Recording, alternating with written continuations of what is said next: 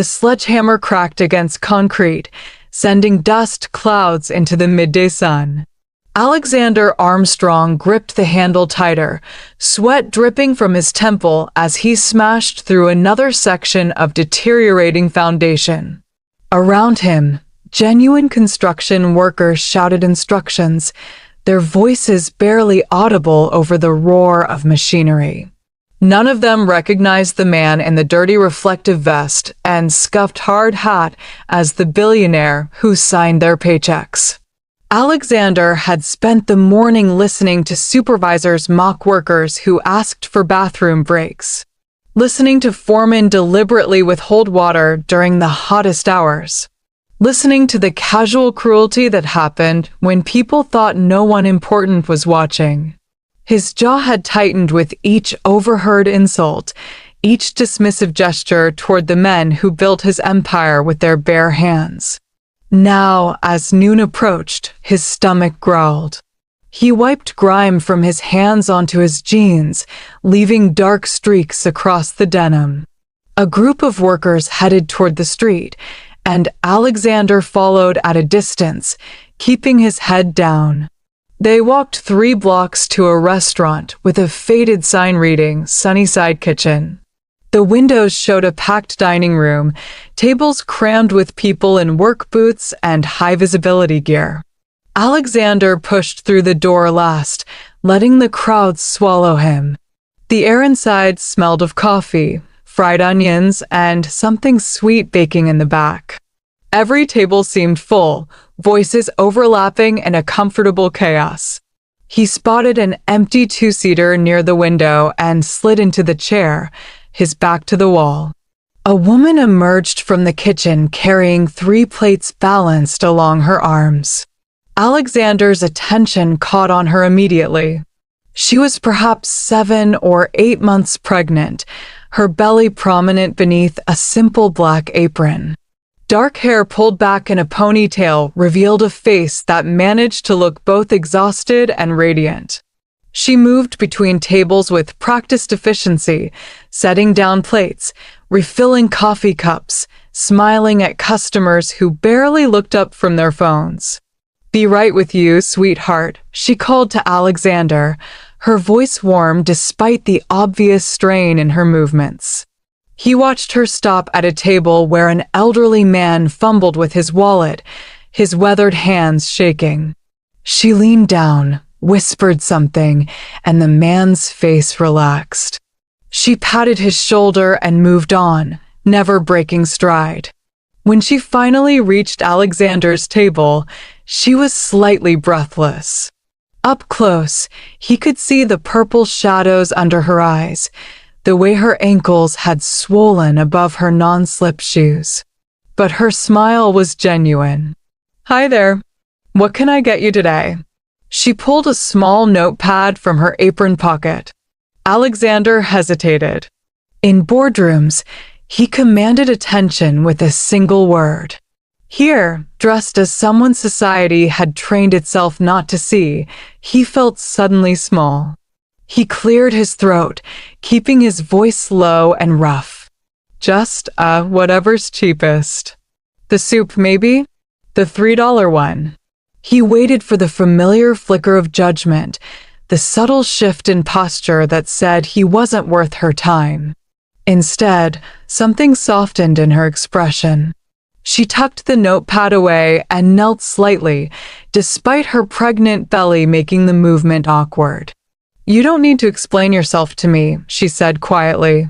"Everyone who walks through that door deserves a good meal and respect. I'll bring you the soup, and I'll add extra bread. On the house." Alexander felt something crack inside his chest.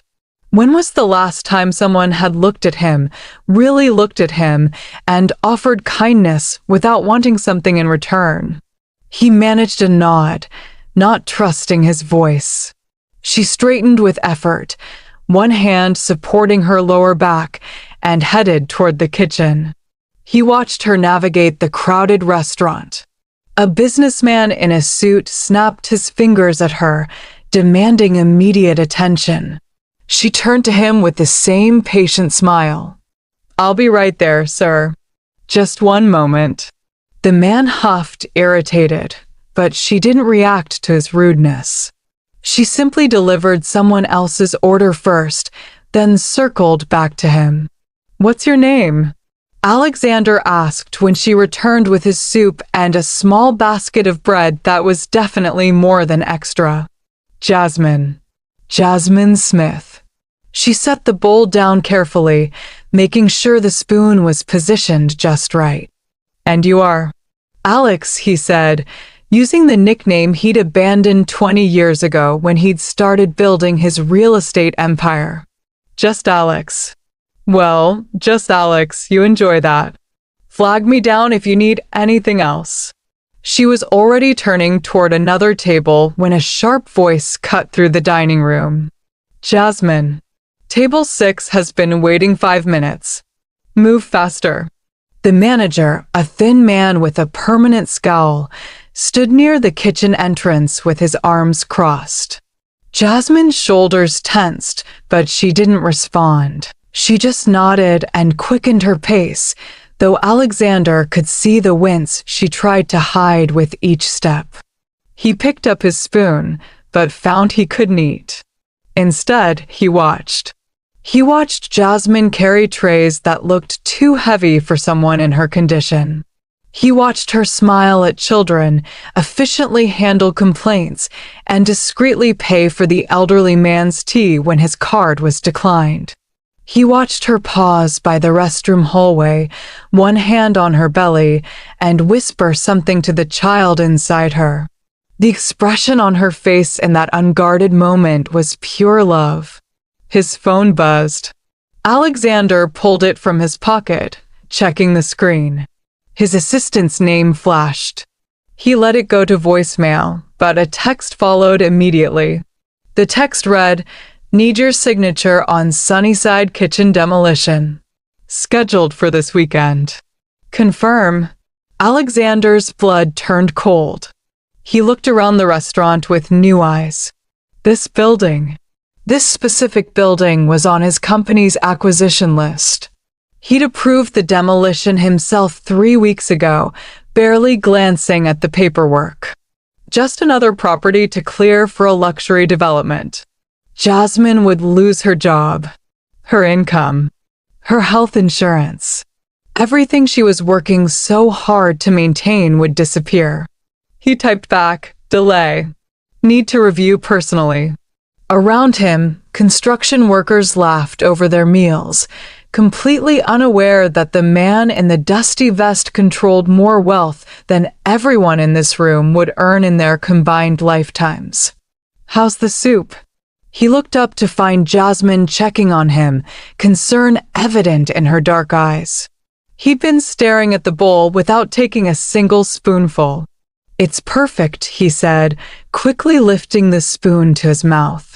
The soup was actually good, rich and hearty, nothing like the expensive restaurants where he usually ate meals that looked like art installations and left him hungry.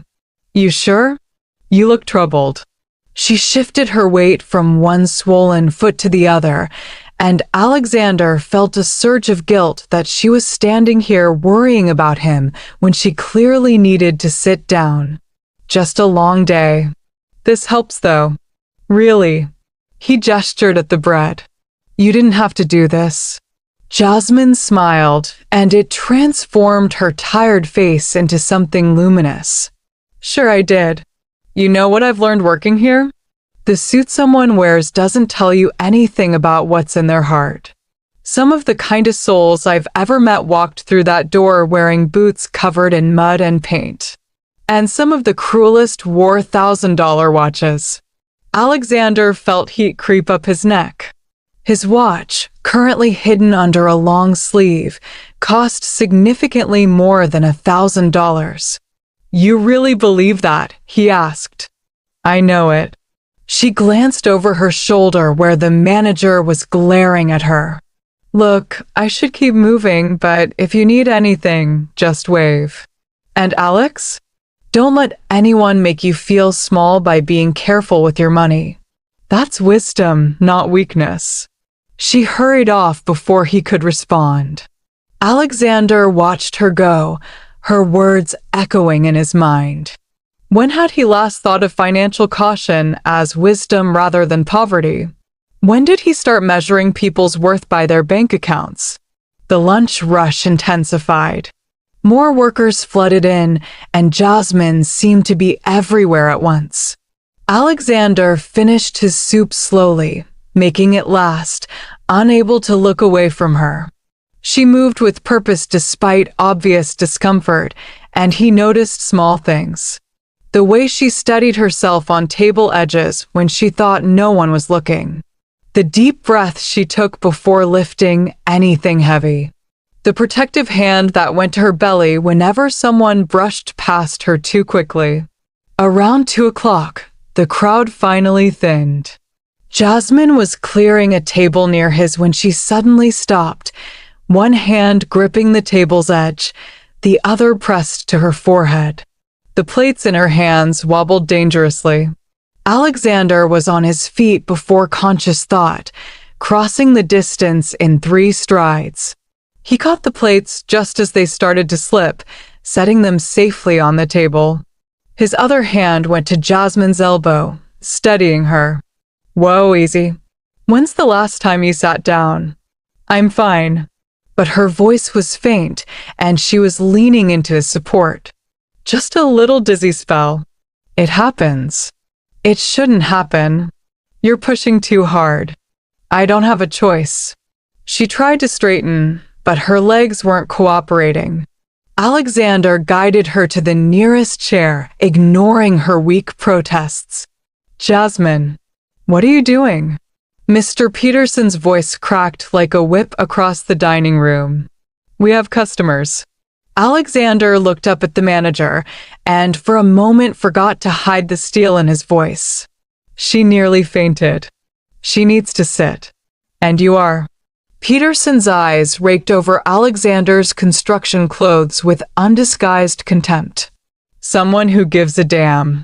Alexander stood, positioning himself between the manager and Jasmine. "She's been on her feet for 5 hours straight. She's 7 months pregnant. Common decency says she gets a break. Common decency doesn't pay the rent on this building." Peterson stepped closer, clearly trying to intimidate. "You want to tell me how to run my restaurant?" Alexander felt the familiar rush of power that came before he demolished someone's career. But he caught it, held it back. Not yet. He forced his posture to slouch, making himself smaller, more uncertain. "No, sir. Just concerned about the lady." Alexander stepped back, raising his palms in a gesture of surrender that cost him more than Peterson would ever know. "Then be concerned somewhere else. Jasmine, get up. Those tables won't clear themselves." Jasmine stood, though Alexander could see the effort it took. She wouldn't meet his eyes. "I'm sorry," she whispered. "If you can't handle the lunch shift, there's the door." Peterson pointed toward the exit. "I can have someone new by tomorrow. I can handle it." Jasmine's voice was steady now, but Alexander heard the fear underneath. She couldn't afford to lose this job. Peterson walked away satisfied, and Jasmine began stacking plates with shaking hands. Alexander moved to help, but she shook her head. "Please don't. You'll just make it worse for me." She balanced the plates and headed toward the kitchen, her movements careful and controlled. Alexander returned to his table and pulled out his phone. He pulled up the file on Sunnyside Kitchen, reading through details he'd never bothered to examine before. The building was old but structurally sound. The restaurant had operated here for 12 years, serving the community, providing jobs. His development plan would replace it with luxury condos that people like Jasmine would never afford. He thought about the elderly man whose tea she'd paid for. The construction workers who came here because the food was good and cheap. The way Jasmine had looked at him with kindness when he'd ordered the cheapest item on the menu. This place mattered. Not because it generated maximum profit, but because it served people who needed it. Alexander left a $50 tip on his $12 check, tucking it under the coffee cup where Peterson wouldn't immediately see it. As he stood to leave, Jasmine caught his eye from across the room. He nodded once, a silent promise he couldn't yet explain, and walked out into the afternoon sun. The next morning, Alexander dressed carefully. Tom Ford suit, Italian leather shoes, Patek Philippe watch. He looked like what he was, a billionaire who could buy and sell city blocks. His driver took him to Sunnyside Kitchen, arriving just before the lunch rush. Alexander pushed through the restaurant door at 11:30. The morning crowd was sparse, a few retirees lingering over coffee. Jasmine stood behind the counter, organizing menus. She looked up at the sound of the bell, and her professional smile appeared automatically. Then she saw who'd entered, and the smile froze. Her eyes went wide, tracking from his face to his suit to the two security personnel who'd followed him inside. Alexander watched recognition, and confusion wore across her features. Behind her, Peterson emerged from the kitchen and stopped dead. "Can I help you?" Peterson's voice had lost its swagger. He knew wealth when he saw it, even if he didn't yet recognize the face. Alexander ignored him, walking straight to the counter where Jasmine stood motionless. Up close, he could see the exhaustion was worse than yesterday. Dark circles shadowed her eyes, and she'd clearly been on her feet too long already. "Jasmine." He kept his voice gentle. "Do you recognize me?" She nodded slowly, her hand moving protectively to her belly. "Alex? But yesterday you were disguised. I needed to see something. And what I saw was you." He turned to face the restaurant, raising his voice so everyone could hear. "My name is Alexander Armstrong. I own this building and 47 others in this city. Yesterday, I came in here dressed as a construction worker to see how my employees treat people they think don't matter. I ordered the cheapest meal on your menu." He turned back to Jasmine, whose face had gone pale. "And you, when you thought I was nobody, treated me with more kindness and dignity than I've experienced in years. You gave me extra bread on the house. You told me that some of the richest hearts you've met wore dusty boots. You made me feel human. I don't understand." Jasmine's voice was barely a whisper. "Mr. Armstrong, sir, I apologize if there was any." Peterson started forward, but Alexander raised a hand. "You, Peterson, isn't it? You're fired. Effective immediately. Security will escort you out." Alexander didn't even look at him as he spoke. His security detail moved forward, and Peterson's face went from ingratiating to panicked. "You can't do this. I've managed this place for 6 years. I've increased profits by abusing pregnant women and cutting corners on basic human decency. Yes, I'm aware. You're done here." Alexander finally turned to face him. "You told Jasmine yesterday that common decency doesn't pay the rent. You're wrong. People like her are the only reason this place has any value at all." As Peterson was escorted out, sputtering protests, the restaurant had gone completely silent. Every customer, every employee, stared at Alexander in shock. He turned back to Jasmine, who had tears running down her cheeks. "Please don't cry. I'm not here to upset you. I don't understand why you're doing this." She wiped at her face with shaking hands. Alexander took a breath, aware that everyone in the restaurant was listening. 3 weeks ago, I approved the demolition of this building without a second thought. It was just another property, another development deal. Yesterday, I walked in here and ordered a $3 bowl of soup, expecting to be ignored or dismissed. Instead, you saw me. Really saw me. You treated me with kindness when you thought I couldn't do anything for you in return."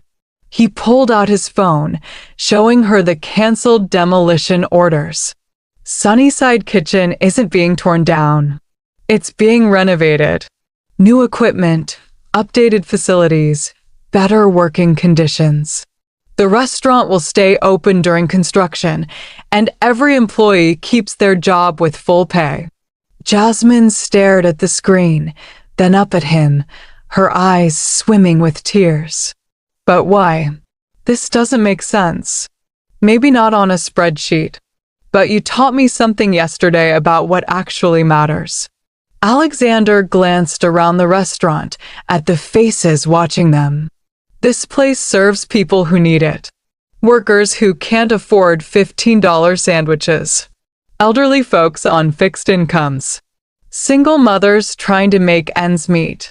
He looked back at Jasmine. "People like you." "I'm nobody special," she whispered. "You're wrong." Alexander's voice was firm. "When I thought I had nothing, you gave freely. When I looked like someone struggling, you offered dignity instead of judgment. That's extraordinary." An elderly man in the corner spoke up, his voice trembling.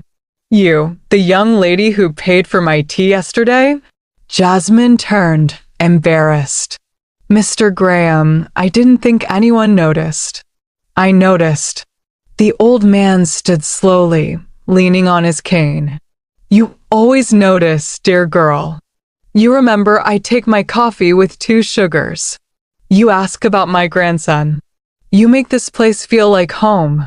A construction worker at another table raised his hand.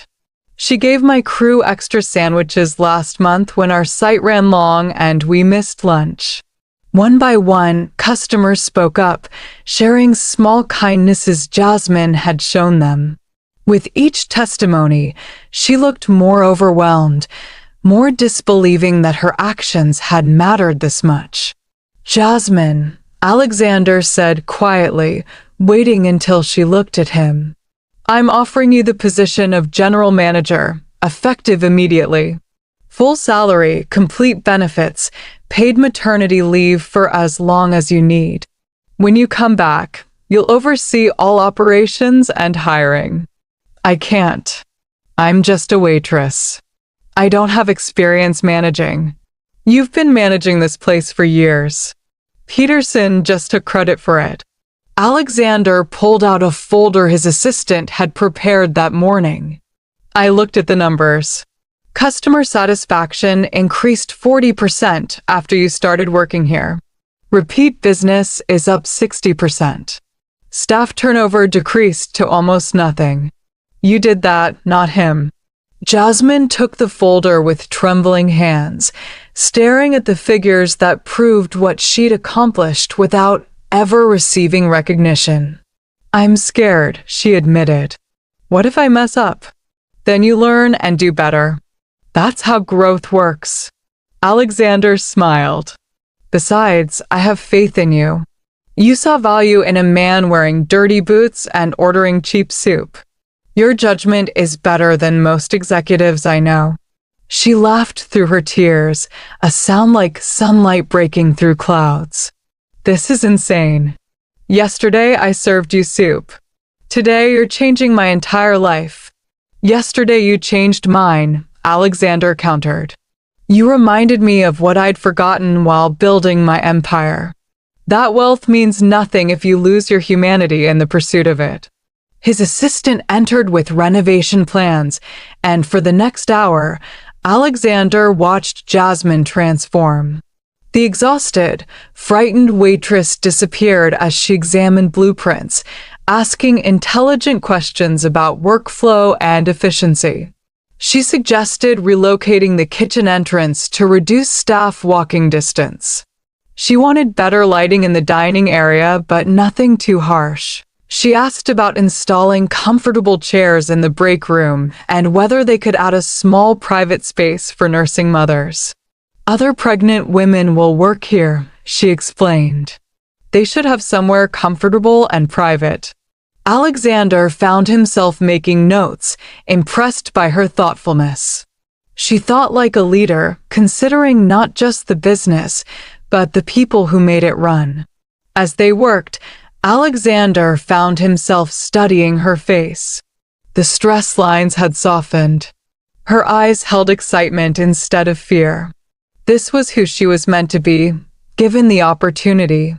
Alexander, Jasmine said hesitantly, "Can I ask you something personal?" "Of course. Why did you really disguise yourself yesterday? Was it just about the construction site?" He considered the question, deciding she deserved honesty. "Partly, but also because I've spent 20 years surrounded by people who want something from me. Money, connections, opportunities. No one sees Alexander anymore. They see what I can do for them. I wanted one day where someone looked at me and saw just a person. And you found that here. It wasn't a question. I found it with you," he corrected gently. "You gave me back something I didn't know I'd lost. The experience of genuine human kindness." Jasmine looked down at her hands, folded over her pregnant belly. "My mom used to say that how you treat people when they can't do anything for you reveals your true character. I've tried to live by that. Your mother was wise, and she raised an exceptional daughter." Alexander stood, preparing to leave. "You start your new position Monday. Take the rest of this week off. Rest. Take care of yourself and that baby. When you come back, you'll be walking into a leadership role, and I want you ready. But the restaurant will survive 3 days without you. I'm bringing in a temporary manager to cover." Alexander smiled at her stunned expression. "You're not allowed to work yourself into the ground anymore. That's an order from your boss." Jasmine stood, then impulsively hugged him. Alexander stiffened in surprise, then carefully returned the embrace. "Thank you," she whispered. "You have no idea what this means. Now you can breathe." Alexander stepped back. "You gave me a gift yesterday, Jasmine. You reminded me why I started building things in the first place. Not to accumulate wealth, but to create value for people. This is me paying it forward." As he walked toward the door, Mr. Graham called out, "You're a good man, Mr. Armstrong." Alexander paused, smiling. "I'm trying to be. Jasmine reminded me how." He stepped out into the sunlight, and for the first time in years, Alexander Armstrong felt genuinely wealthy. Not because of the billions in his accounts, but because one pregnant waitress had shown him that kindness was the currency that truly mattered. And if this story touched your heart, please don't forget to hit the bell icon. Take a moment to like this video, leave a comment sharing your thoughts, and subscribe for more inspiring stories that remind us what really matters in life.